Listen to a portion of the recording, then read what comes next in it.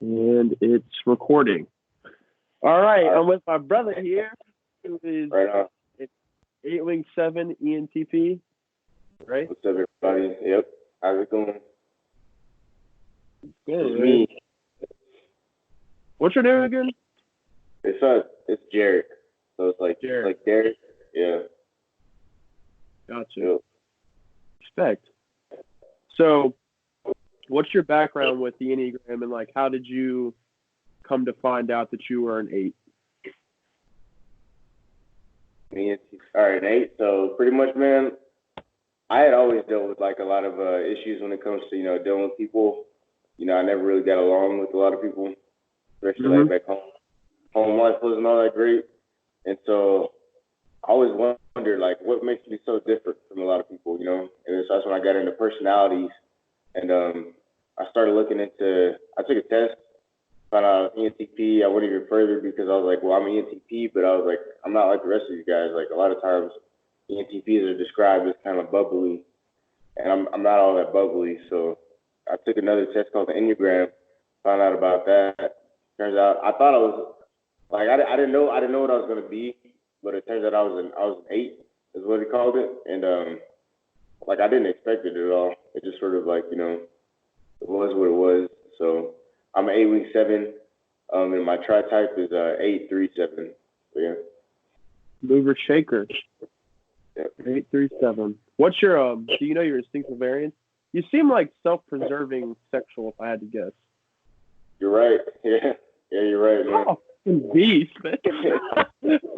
Very much so. Yeah. Yeah, because you give off. I think we're very similar. I think the only difference is one, we're both very reserved, and I think some people look at that because I'm an 8-5-3 tri-type, so I have a strong 5-6. So I can seem very reserved and observant. But I guess because I've made a video with my friend who's a 7-wing-8 ENTP, and he's like you seem more like TI focused. Yeah. Is that right? Much more TI focused, man. It's very like it's based on reality. And being an 8, 8's all about reality. Reality is like, can you make it or not? And NE is not much of a survival trait. I don't think NE is so much of a survivalist type of function to have. And so when you get a TI, you're looking more into in all reality, how can I get out of this situation, or how can I prosper, how can I live, how can I function, when your environment isn't so healthy or whatever. Yeah. Interesting. Yeah. Do you feel like since we're the same Enneagram type and the same subtype, do you ever feel like in group, like you probably hate groups, right? Like you probably don't like. Yeah, I fucking hate groups, man. I hate groups. Like it annoys the shit out of me. I don't like when people are like, oh man, like you gotta be like, are you left or right? Is it black or white? Is it like I don't care about any of that. It's all about who you trust. It's all about on a personal scale, like personal level. It's all that matters to me. Because that's what survival is. You don't go find a group that you think you belong to whenever you need to survive. You go to the people that you can trust. So. Right. It seems like that's the at least from that, because I relate that too, but it definitely seems like that's the self-pres aspect of like, I know I have needs, they need to be met, and I'm going to get them, but also I'm going to pick and choose who I want to let in. Yeah. And that social blind spot, I know a lot of times, I think also it's me being an ENTJ, like the extroverted thinking makes me very not fitting in with groups. Mm-hmm. Because whereas you would be more flexible with opinions typically, even though you might be like, obviously you're going to play the devil's advocate and can see the rationale between ideas. And the NE makes you more flexible. You have a perceiving function dominant. So you're open to new ideas, even though you're weighing it in the back of your mind through TI. Whereas when I'm in a group, someone will say something, my TE is always asserting an assertion and is like, it's judging. Interesting. Yeah. So I say things in groups, and people usually just like, you can tell by the reactions, there's like a response. They're just like, kind of like, why would you say that? Yeah, people are they're still thrown back by what I say. I think the difference is that whenever you're like asserting something, it's sort of like maybe I'm not sure about this, but maybe that it's sort of almost objective oriented to where you're trying to get things to go to certain places, like with the people. The people are maybe a part of the objective. As for me, it's sort of like, get out of my way because I'm trying to do something totally different. It has nothing to do with you, but you're in my way. So it's like, it's a little less like objective. It's more so like, if you have no reason to be, like, you're saying something that is against what I'm saying and you have no purpose on what I'm trying to do, then just like, back up off me pretty much. Right. Yeah. Sometimes, do you ever, I mean, I know for me, a lot of times I wish I was more socially oriented. Like 8 link 7 socials, or even sexuals, social, sexual, and sexual, social. Like it seems like I want to influence, which I still do, but I wish I was able, like, I can make connections. Yeah. Like I'm able to, and you can too, from what I can tell. Like you're able to, and I think that's the tri-type as well. Like you're triple assertive, is the 8, 7, and a 3. But you're trying to make things happen in the world. You're trying to like push forward, make things move. But I wish I was able to kind of like use that social aspect to be able to almost generally care about the group. Like, but the weird thing is, TE is about group, is trying to make things work for the group. But with the Enneagram, it's like I want things to work for people, but not as a way to gain my identity in that group. You know what I'm saying? What do you mean by that exactly? So if I'm at work and the system's not working, my being a TE dominant, ENTJ, and everything, it's like I want to optimize systems. I love that. I love streamlining. I'm very resourceful in the way that I think about things, and so I want to get from A to B in the quickest way possible.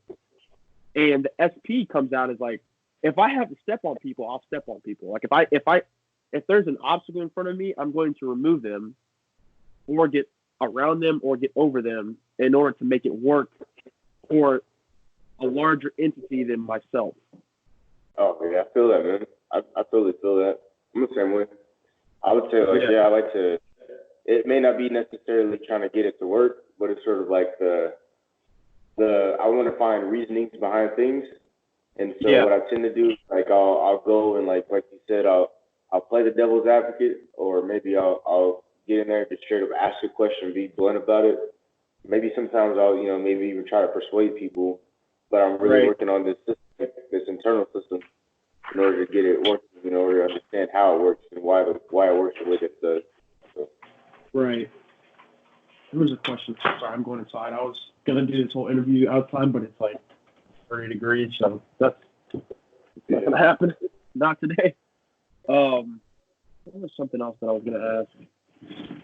Go in my room. Yeah, the social blind spot is kind of a bitch, because it's like I don't know how to behave in groups. Like I just don't know what people want from me, and I don't know how to act. That's it. Like I don't know how to.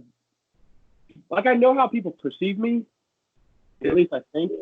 Like generally, I can tell if people are like kind of like, you're a little too much or whatever. But I just don't know how to like be socially acceptable in groups. It's just kind of like, and I don't care. And I'm sure you can relate too. Like there's just like a general like, I'm gonna say what I feel, and if you don't like that, then that's fine. I don't really care. So it makes it really difficult to kind of fit in. Hey, bro, you're preaching to the choir, man. Like I do the same stuff. You're preaching to the choir, man. I do the same thing. Like honestly, there's I have my times to where I can I think maybe a small difference is that I can go in like let's say before all this stuff popped off with the coronavirus, I would go out and I'd go out to the city, go to bars and stuff like that. I could meet people and I can interact with them, and I can have sort of like I'm really good with shallow interactions, to be honest. Yeah, I'm really good with shallow. I could meet people, go out, and then like everybody's having fun, and they're like, man, that guy's a lot of energy. He's having fun. He's dancing, yada yada yada.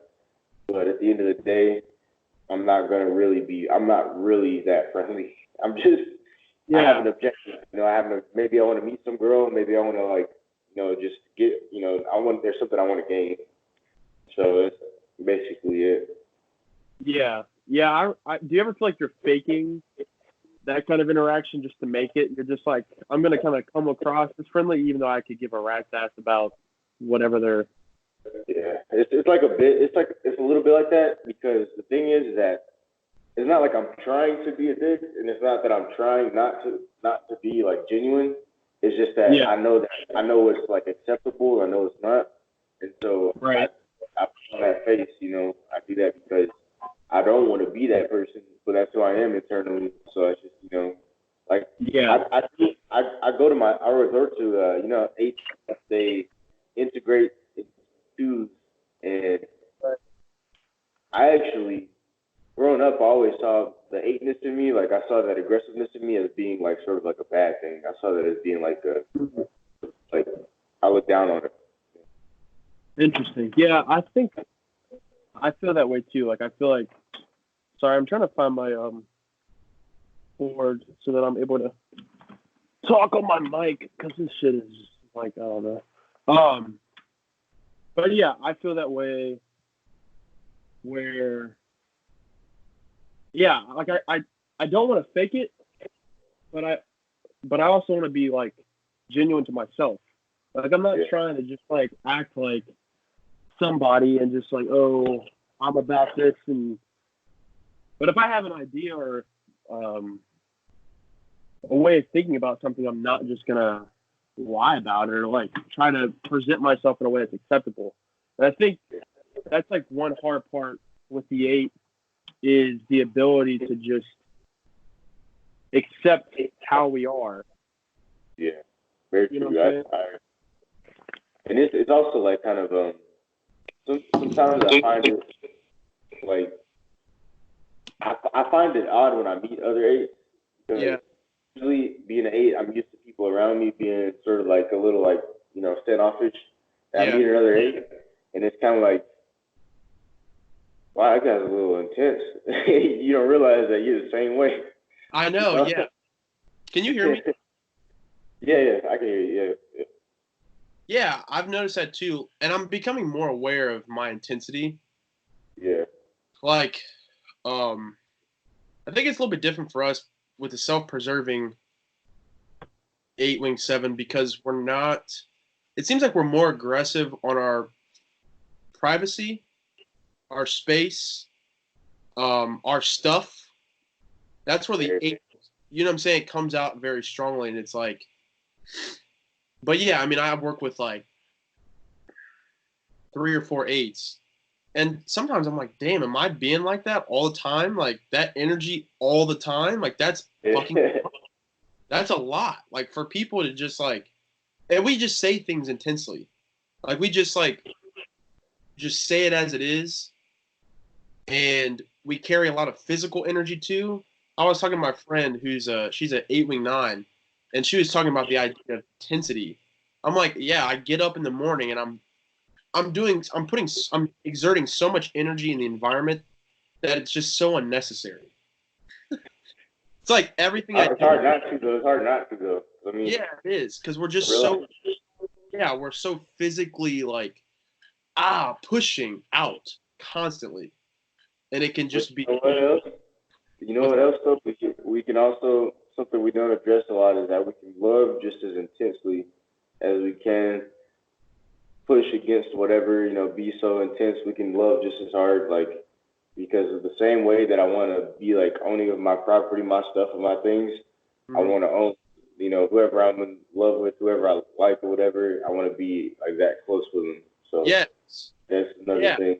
Yeah, the intensity is like it's not just and she said that she's super intuitive, but she said something like, yeah, like we love deeply, we care deeply, we do everything just so hot or cold that it's never wait. I mean, it fluctuates in terms of our health, but like eights, we don't do things half-ass. Like if we care about somebody, yeah, it's like I'm with you forever. Like I would die for you. It's just like this intense, like just like I don't even know how to describe it. Like all encompassing.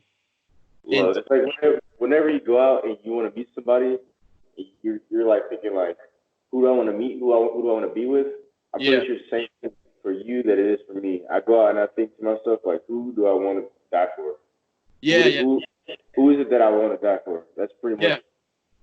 That's pretty much how I feel like whenever I'm thinking about that type of stuff. So.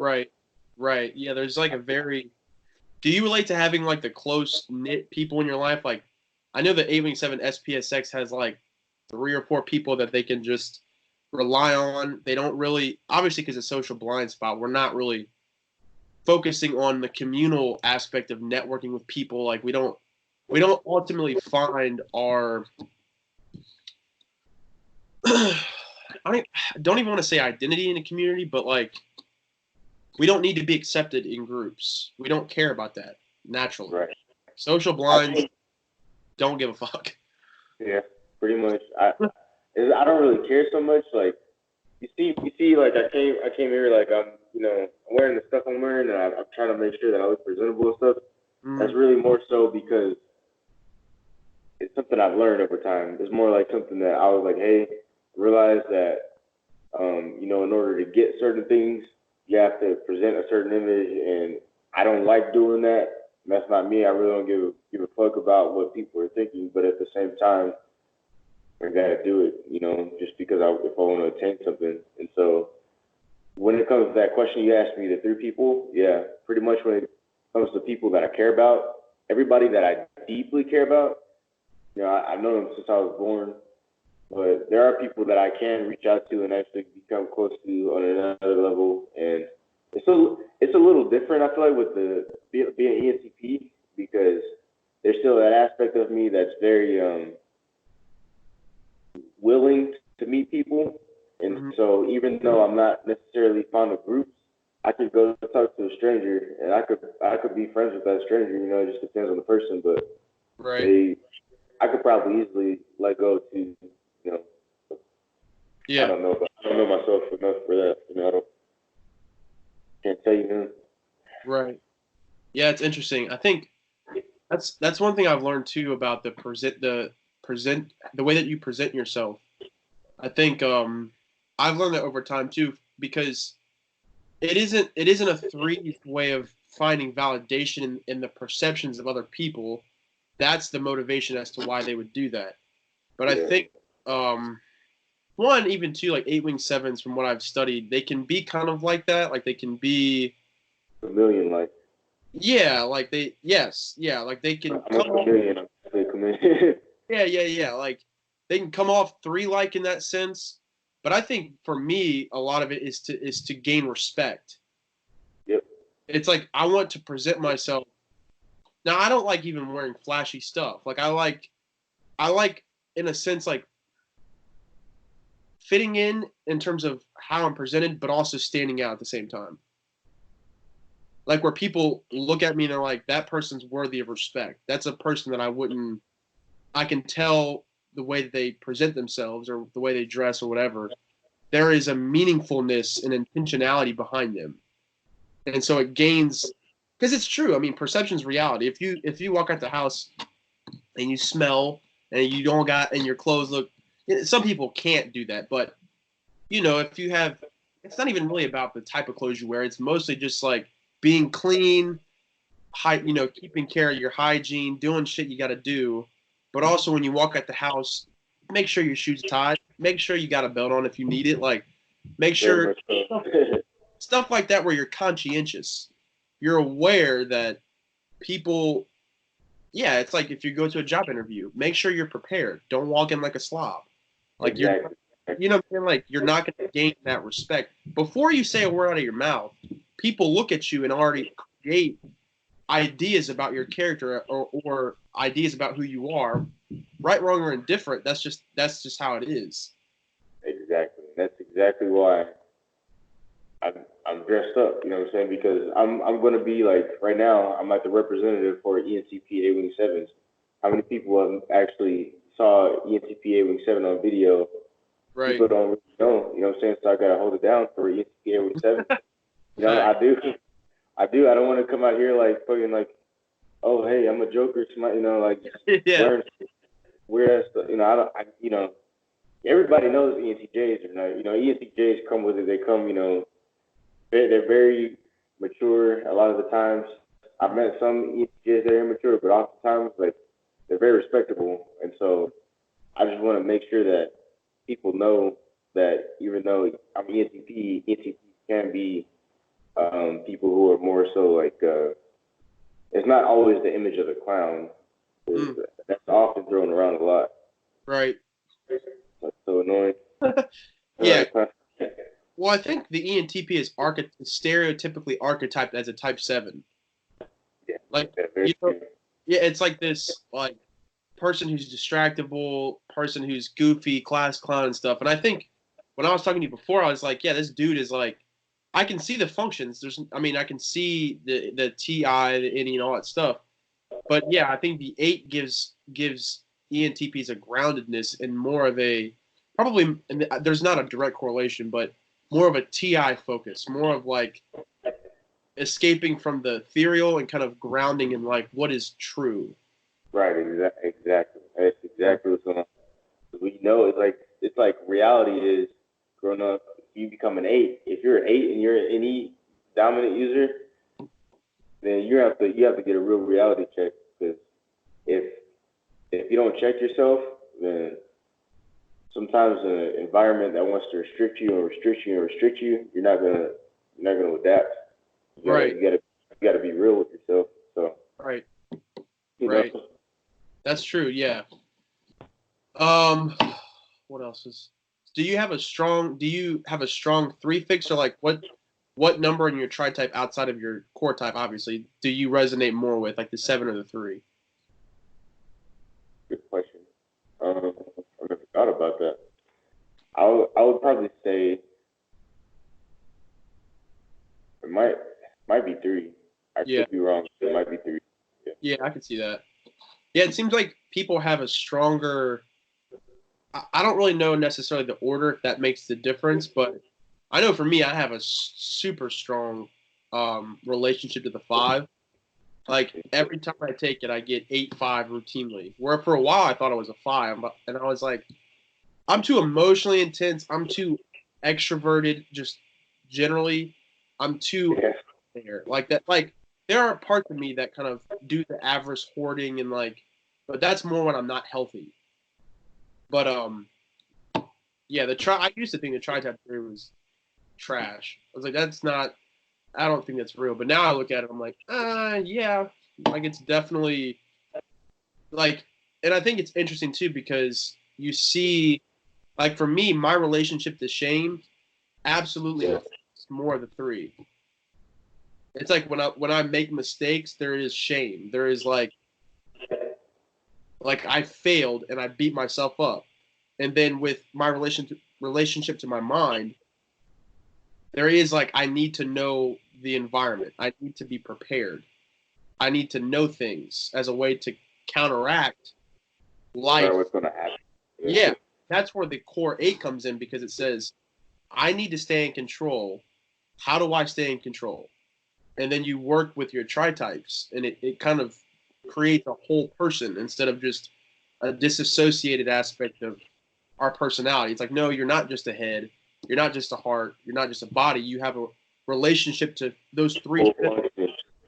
Yeah, and it comes together to create an archetype, a personage. Like an 8-7-3 is the mover shaker, but without the 7 to 3, it's just the challenger. There's something missing in a sense. So there's so much more about our personality that I think people. It's like, yeah, okay, you're an 8. Okay, what wing do you have? What is your instinctual variance? What's your tri-type? That's what creates this person that may look way different. I have some sexual 8s I work with, 8 wing 7s, and we look. There's an ENTP 8 wing 7. I'm pretty sure he's an ENTP, and he's a sexual 8 wing 7, and he's just like, he's like the more intense ENTP. Interesting. He's like the one. Just me even? Yeah, because he's sexual. Okay. So you would have the intensity, but it's subdued because of your self-preservingness. And I would say that for myself too. And he's just like, he reminds you of like the Joker in a, like just this like just ominous like person, like that has the jokey aspect, or like Deadpool. Right. I see. Has that intensity. Like I would say Deadpool would probably be like an ENTP 8 wing 7. Like I thought about that as well. Yeah, I thought about that. Yeah, like has that, he jokes, but there's a more negative aspect than just a 7. But he still has all the functions of an ENTP, it seems like. So yeah, and he's just like, oh my gosh. I'm like, bro. I mean, we go back and forth a lot, but sometimes I'm like, can you just, I'll put my headphones on, like, today you're too much. I know I don't like hearing that either. Today you need to tone it down. Like, I can't, you're just being a lot right now. There's different spectrums, you know, like I said, they're chameleons. And so I actually met at work 4 wing 3 ENTP. It's crazy. I had him take the test. Yeah, I had him take the test, and he actually he raps, and so he's good too. He's real good. It's crazy how different we are, but in the same spectrum of ENTP. Because he's ENTP, and I'm aware, and I can tell, but he's more like artistic, and he's more into like how like he's listening to music, and he's like in his head thinking about like raps and stuff like that. And if you tell him to do something like more like, you know, contemplating the stuff we're talking about right now, he's most likely not going to be so interested. It's really interesting. It's crazy how that works. Yeah, it is, and that's why you have a lot of the mistyping and the stereotypes. I think for me too, like there was a lot of confusion, even though I guess like one, because I need facts for me to find closure. And because of that, there's so much ambiguity in personality theory, because innately it's something that's subjective and theoretical, at best, theoretical. At least that's my opinion. I don't know if there's any, and there might be like empirical data to prove. I could Yeah, I'm TI, man. I don't know about it. I don't know about any of that. You know? Well, yeah, the TE and SE in me is like I need, and this is really interesting. I heard Ben Yamin, he's like another MBTI guy. He actually typed me as an ENTJ, but regardless, him and this other guy, the other guy is an ENTJ. Have you heard what's his name? True Generations. He's talked with Flow State before. Chad. I haven't heard of him. I mean, you know, apologies, I haven't heard of the guy. Yeah, he's like the ENTJ staple kid or whatever you want to call it. Like he's just very obviously an ENTJ. At least I think so. But and he seems like he's a classic ENTJ. And like he's not. Have you heard of objective personality? Yeah, I've heard of it. Yeah. He doesn't. Well, I'm actually a jumper, so I jump between TE and SE. So my NI is like not that strong, or at least in their system it's a demon function, and it's feminine, so it's not, which means I'm more flexible essentially. It's like I don't need to calculate 20 steps ahead all the time. But the TE and SE is masculine for me, so it's very much like I need the facts. I need what I was getting back with him and the ENTJ guy. They were talking about how do we come to know what's true? What philosophically speaking, what's truth? And they were dividing it between TI and TE. And he was saying TE users verify the truth based upon an external criteria. So here's the thing. What we have to realize is that everybody has extroverted observers, right? Where they're observing reality. Right. Now, just because you have TE to where you're observing the data, in reality is not all, nothing, anything, it's not just data. there's other factors when it comes to reality. And so you're looking at not just what your one function does, because everybody is able to realize a different part of reality. And whenever you have TE as a main function or auxiliary function, then you're observing the data, but then you're observing the data of what you bring in. And so that's the thing, is that everybody has a little part of themselves that observes reality, but it's what part of reality are you observing how certain things affect human emotions, maybe without you even realizing it, because you have FI, you're observing how things make people feel the way that they do. Right. It's not necessarily that they can logic it through. It may not be called logic, but it is just as relevant and it is just as truthful as TI, but on the FI, it's in a different region. Yeah. And so society is like a hive, to where we all have different functions. We all collaborate together to make this mechanism that works.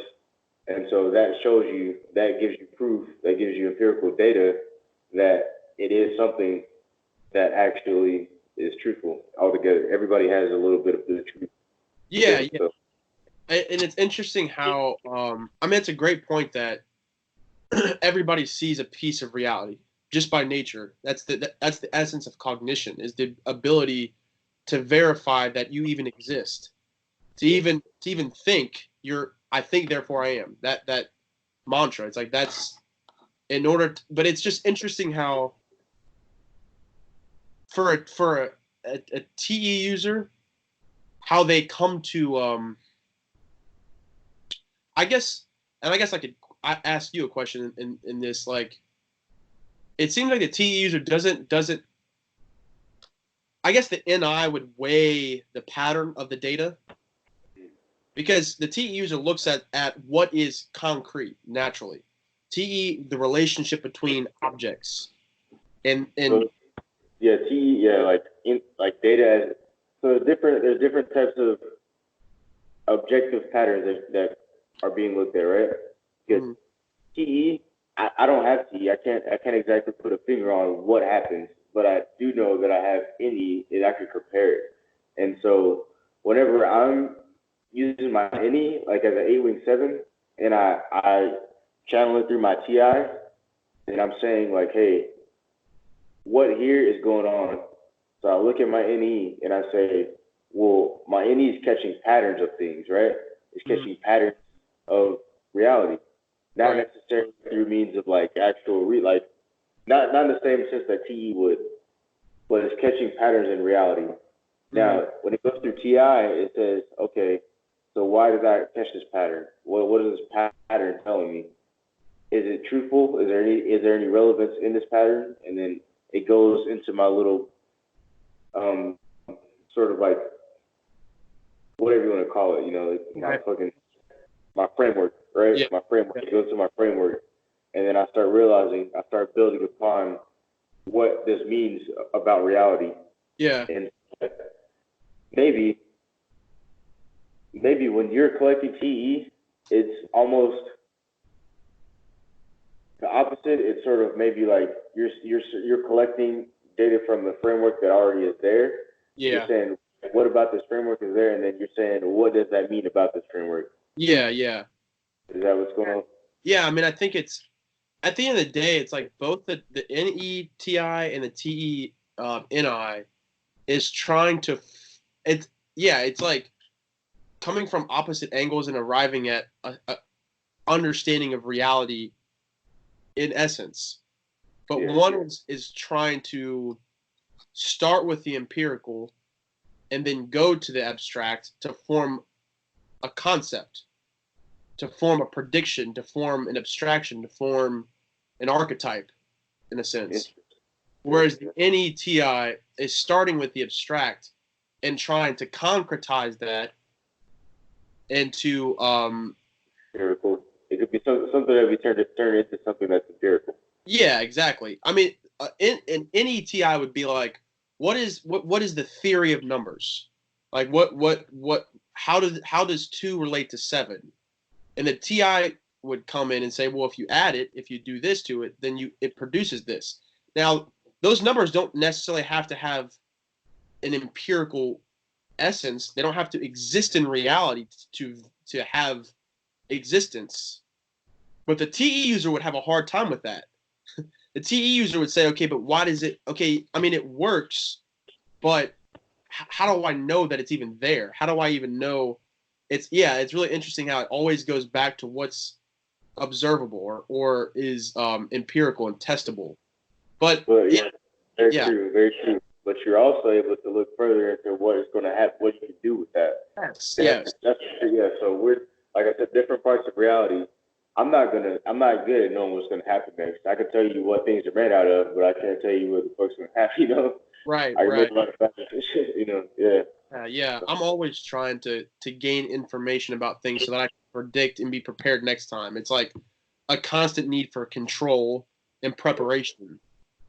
And it's just interesting how, and it's even if you want to even talk about the ESTP, it's interesting because they have a similar way to the ENTJ in that they're starting with the observable environment.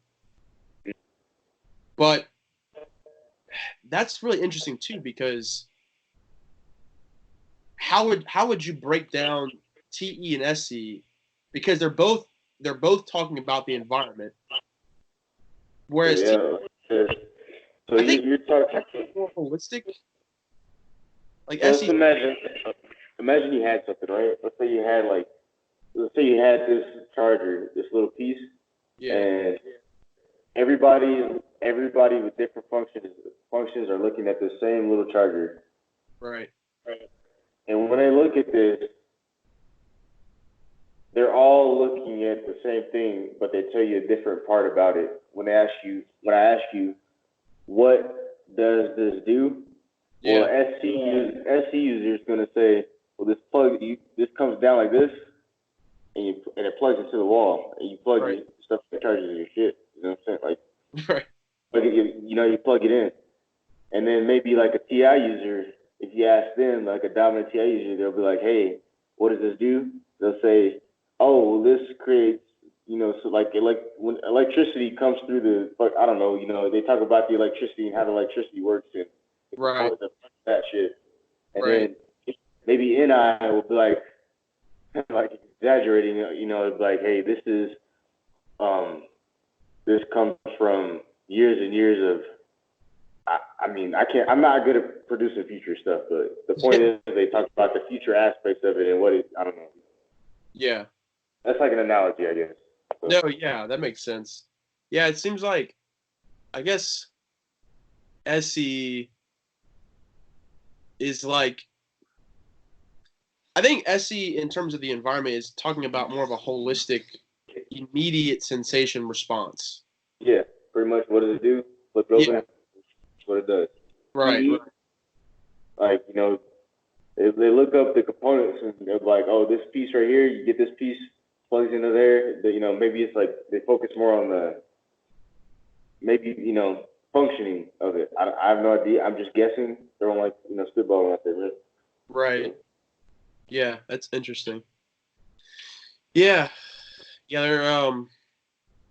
What do you think about? So, what's your relationship to intensity and lust? Like the lust and the intensity are what categorize 8. So, what does that look like for you? So, what does that look like for me? I guess like right now you're seeing me like my face is often. I feel like I have a resting bitch face. Either that. Same. Yeah, I don't mean to look like that, but besides that, I would say it's just people always tell me that I gotta stop taking things so seriously. I get mad at little stuff. Yeah. I don't know, bro. That's a loaded question. We need more people here. Like, we need people observing me because I just don't know. Yeah. Like, how does it manifest in you? How does it manifest? Maybe if you give me an example of what to say, then I'll be able to like. Yeah, sure. So for me, in terms of like the lust, not just like the sexual aspect of lust, even though that's a part of it, it's more of like the intense desire to satisfy a craving, or just the immediate need for satiation. Like I need to go do this now. Like it's just like that energy that's constantly moving to where you're like, and that's that. I mean, I have people tell me that too. Like, yo, it's not that serious. And I'm like, yes, it is. Yeah, it's very serious. Otherwise, I wouldn't get so fucking mad. Like, yes. It is serious. I'm like that all the time. Yeah, I Same. like to. I mean, if I want something, I get it. I mean, I have like my alcohol right here. If I want to drink it, then I'm gonna drink it. And Right. if I want to eat, I'll eat. You know, I'll do whatever. If I want to get on my roof, I'll get on my roof. Like, you know, just whatever. Yeah. Basically. Interesting. Yeah. Do you drive fast? Oh, sorry. Say it again. Do you drive fast? Yeah. I also play my music real loud too. Same. I'll say it. That too, man. Yeah, I do the same thing. Yeah.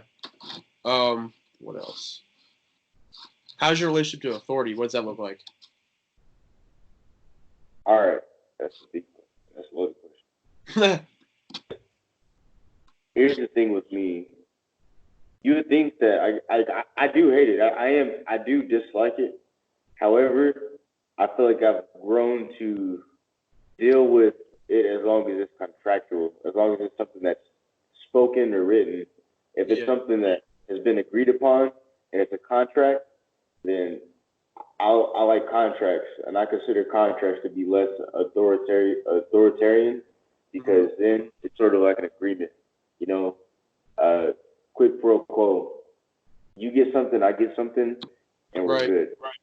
If it's something that seems like it's taking too much energy out of me without me gaining anything, then that's when I lose my shit because I don't want to expend any energy. Yeah. Yeah, the funny thing is I hate contractual agreements. I don't know what it is. Like if someone, because I guess I view it as control. Like if you don't like contracts. I don't like. Well, one, I don't like authority, but two, I don't. Yeah, I don't like something I perceive as. Now, if it's written out, like you said, if it's like an agreement on both ends. Yeah. But the subliminal contract is the one that I hate. The one where people expect you, like they'll say, like, "I'll do this if you do that." Yeah, see, that's not a real contract to me. It's not a real contract to me. Yeah, you gotta let me know. There is no like secretive like, oh, why don't you do this? You never told me. I don't have to feel that way. Right. Yeah, I don't like. And there's an element of passivity with that. Like people, like if I ask someone for something, I've had people be like, they'll be like, yeah, I'll do that, and then they'll come back and say, hey, can you? Or they'll say something like, I'll do this if you do that. I'm like, hold up. I don't need you to do that. I'm just asking. Like I'm not, and that's where the control aspect comes in because I feel like it's like people that have a need to be needed, which is stereotypical, well, is type twos. I've had a rough relationship with them because it's like one, they find their validation in serving you, which is great. There's no problem with that. But it's the idea that you need me that I abhor. Like the idea, like I don't need you, and I'll do things for you, and it's fine if you do stuff for me. But the moment that you think that I'm dependent on you is when you got it fucked up. This is where, I know exactly what you mean, and that's why I brought a little gift along for our little video today. I'm gonna show you something that two got me. Oh, I'm so special because she felt the need to, since I was not something that could be possessed or whatever, be used. She gave me something like this, a little gift. I don't know if you've ever seen it. What are they? If you don't know what this is, so I had my jacket at her house, and we stopped talking. We're not cool anymore. And she had cut me off a long time ago, but she used to take care of me all the time. Just like you said, take care of me all the time. It was great. Until cut me off, and I didn't know why. After a while, we stopped talking. Yeah. And so I was like, hey, I sent me a jacket, and I sent my jacket back. It's an expensive jacket. Yeah. She's like, all right, I'll give you your jacket back. Gave me my jacket back, but it's in this bag. And if you've never seen this bag, what this says, you see what this says? It says patient belongings. Yeah. She's pregnant. This is her patient bag that she had at the hospital. What?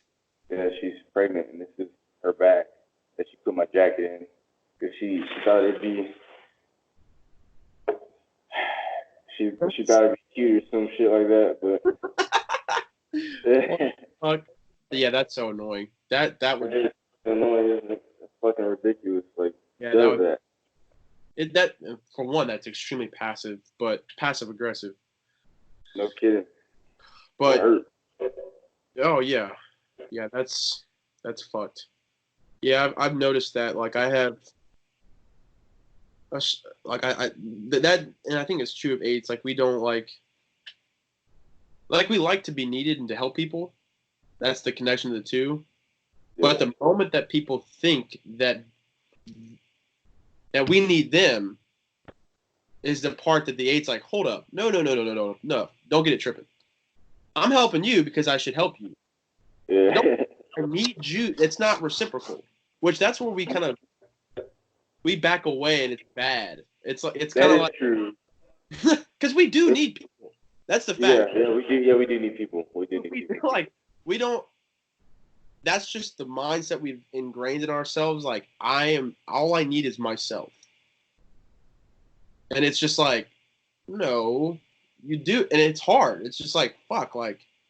Because eventually there are times when we go to people and we actually need advice or whatever. But yeah, I don't know. That's the difficult part is getting out of that mindset all the time. Bro, I feel you, man. I told her, like, and I'm such a sucker, man. ENTPs are suckers for this type of shit. Yeah. Like, I told her, I was like, we can't be hanging out anymore. I was like, we can't be cool because I get attached. Because after you break that initial barrier, I'm attached. Right. And so what she does is she like goes outside the truck that we're in. She starts crying. So I was like, of course I scrapped that. I completely like forgot what I was saying. Yeah. And hanging out months later. Damn. Bad idea. Don't do it. Don't do it, DJ. Don't do it, man. Run, DJ. Run. Get out of there. Get out of there. I'm weak. Not yeah. worth it. Maybe it is. I don't know. That's facts. I understand that. Yeah. You said she's a two? Somebody right now? Are you talking about? No, I actually got out of a relationship not too long ago. Yeah. You know her type, or was she? She was 7'6". Yeah. Which? Huh?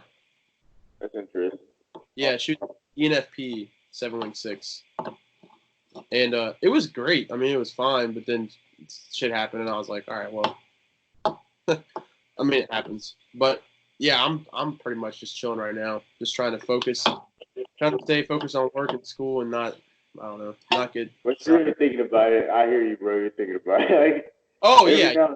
Yeah. Yeah, I'm not gonna hold you up. Like there's no lie there. Like definitely, yeah. It hurts, man. Like it hurts. Like sometimes the only thing you can do is like, you expose your own heart. What you do is you take your own heart and you put it in your hands. Yeah. And you stab it and you say, "This is what you've done to me. This is what you've done to me." So now, I gotta be cold now. I have no heart. Like, I'm just kidding. Yeah, bro. It feels like self-betrayal. It's like. It does. Yeah, it's like, why did I do? And it's whenever it happens, you're just like, why did I go through that? And I think the next person I'm gonna date, like, look, bro, I don't got time for this shit. Yeah. If I'm opening up, like, and I'm already, and I'm sure because 8-7's at SPSX, like we are speaking the same language for the most part. Yeah. Yeah, like in romantic relationships, we're probably, I know for me, and I'm sure for you too, like it takes us a long time to get comfortable enough to be vulnerable. But then, yeah, there is an attachment once we open up and we feel comfortable. And that's the part that sucks because then we're in. That's a wrap. Yeah. Well, the thing is, it can be good or bad because then they can just be like, huh. And you're just like, what? Why did I do that? Yeah. Like, what was the point? Never have I felt so vulnerable and so hurt. Like I'm just like I felt like when I'm the same, almost worse you know, when I'm a kid, I'm like vulnerable. You got to deal with like aggression from adults, you know, whatever. Right. I feel just like that kid a long time ago.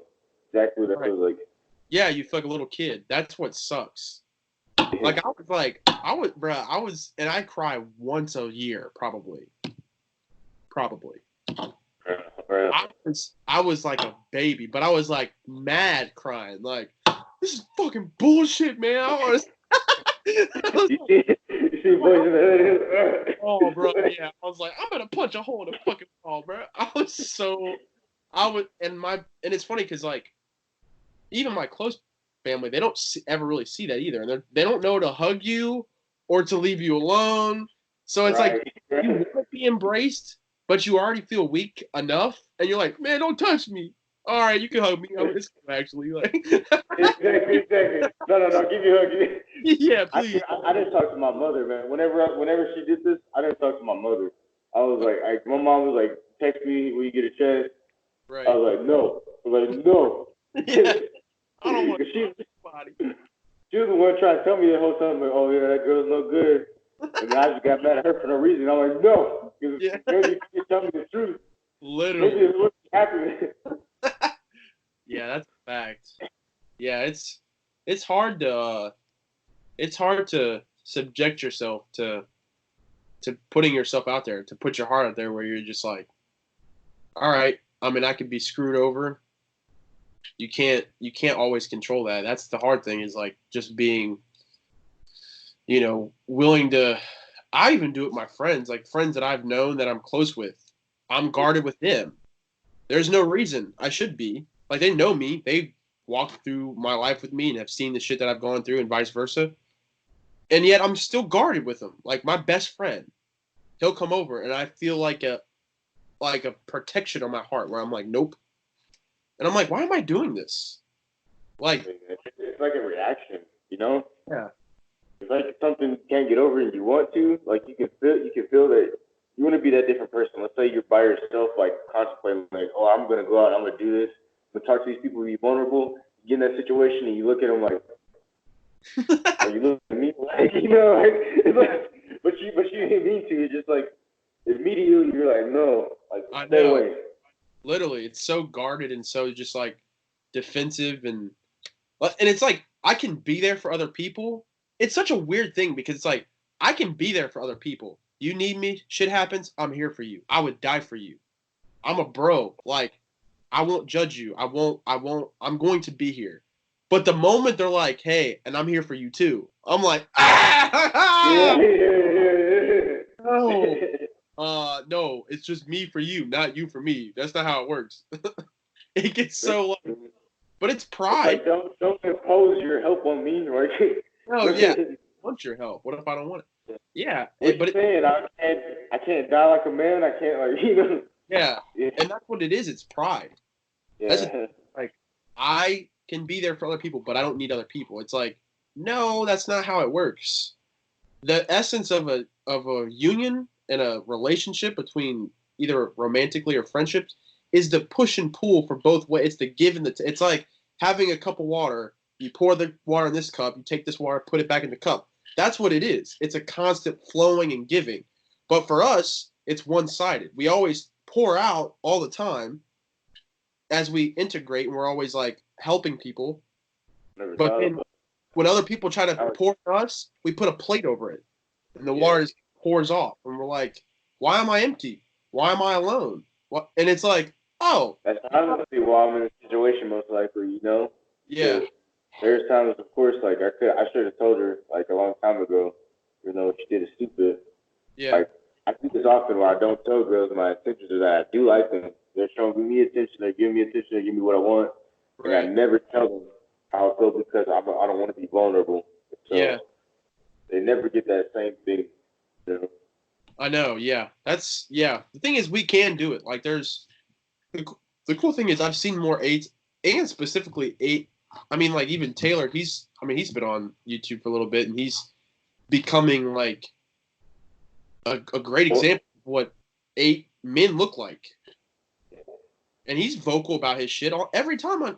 Even when we had that talk, he was talking about real shit. I'm like, he's a bro. Like, He's a guy you text like, hey man, like going through it right now. You know what I'm saying? Like another guy who understands, who's an 8, who lives out of the same place, and also is able to be vocal about some stuff and not try to. Now he's not like openly like this is my shit, but he's talks about stuff and you know doesn't try to hide it. So it's cool that there's more people that are. You hear about 8s on YouTube, you hear the stereotypes, but when they actually come to the forefront and we make videos, people watch them, they're like, oh, this seems to be a person who's actually aware. I'm like, yeah, we're not all fucking like not robots, like just like you know. Yeah, we're not these like these psychopathic people that are trying like we can be self-aware. Yeah, Terminators, fucking dinosaurs like T-Rex, just fucking like getting mad at shit. Yeah, trying to eat people for no reason, like shoot people and shit. I'm like, nah, bro, like that's not the whole story. Like, yeah, we feel deeply. We actually feel real deeply. Like very much so, man. Yeah. And when you were talking to Taylor, I remember you guys talking about childhood. You were saying that like how you guys were sort of like it was sort of for you more so it was expected for you to behave in a certain way, and then you had learned to do that. Right. You know, it was more so about like you sort of seeing what is right and what's wrong. Right. And I feel the same way. I feel like what it comes down to is like a lot of times with 8 is that we don't necessarily have this. We're not in tune to what is necessarily right or wrong. Yeah. When it comes to our aggression, when it comes to that intensity that we have. Right. It's just I don't know. I find that interesting. I find that you guys had a good conversation. Yeah, it was dope. It was seemed like it was pretty organic, and it was cool to hear. And he's older than me, but yeah. Huh? He's older than me too. I'm not, you know. I know. Yeah. How are you? 25? Nah, man. I'm 23. 23? I respect. A lot of people, yeah, they tend to think I'm older. Yeah, you carry yourself more mature than other 23-year-olds probably. Really not other ENTP. But oh well, that's without question. But yeah. I mean, it's and that's why for the most part I only have 8s on. That might be selfish. That's not selfish. I mean, like, one, we're marginalized. We don't represent a huge population. We're the second lowest populated type behind the 4. Yep. So people, and we're probably the biggest stereotype. So we need people. Yeah, like we need people talking about, hey, this is why we don't share our shit. This is what the mindset is. We try to protect ourselves because we're afraid that once we put our heart out there, someone's going to fuck it up, which has happened to us. That happens. And actually, that's why I put my, I started like ENTP 817 group for us to talk. I realized when I made that group, the more 8s that come in, the more it becomes like a 2 group. It becomes more like 2s because we're always trying to pour out everybody that we talk to, like in person, in real life. They think, oh, this person, like at work, people don't want to talk to me. Yes. I mean, I do snap at them, but a lot of times it's like they sort of cross my boundaries, right? Stuff like that. I need to work on myself, honestly. I do have 8 tendencies that would be categorized like the typical, like what people would expect, but like you're saying, there's a deeper reason for that. You know, it's not just nothing. So. Absolutely, yeah. That's the self-preserving aspect too. We don't look. A lot of times we seem very collected and reserved, and we are not. This one lady I talked to you about, she actually typed me, but just because I was interested, I was like, I want your professional opinion. And she was like, yeah, you're self-preserving 8-wing-7. She said, out of all the subtypes, the self-preserving 8-wing-7 looks the least like an 8, probably out of all of them. She said, because you're very reserved, collected. You're not always in people's faces. The sexual 8 is the stereotypical 8. Like they're in your face. Yeah, unnecessary, always aggressive, like just And I'm like, now at work, I'm an asshole. There's no doubt about that. I can't even. It must be a work thing. It's a work thing, man. Yeah, at work, I am. If someone said you're a nice guy, I'm like, I don't see how you gather that, because I don't look at people as people at work. I'm like, you're just a means to an end. I need you to figure shit out because, and that's the TE part too. I'm like, you just need to figure this out. I don't give a fuck about how your weekend was. Sorry. I have friends. You're not one. Like, Sorry, man. That's crazy, man. That's crazy. I'm not like that. Maybe that's the difference. So like ENTJ, ENTP different. I'm never gonna be like, oh, your weekend doesn't matter. I mean, I'm not gonna ask, but I mean, not naturally. I will ask sometimes. I would never say that. I mean, I would never like. That's just That's how you feel. That's how you feel. Yeah, that's definitely how I feel. Yeah. Well, I mean, people like, and I call myself doing this. They'll be like, "How's it going?" I'm like, "Good. How are you?" Like, just cordial conversation, and they'll go on talking about what they. I'm like, I'm here because I have a problem that needs to be answered, not because I want to hear. Like, that's great. If you had a great weekend, that's awesome. I'm here for that. Right.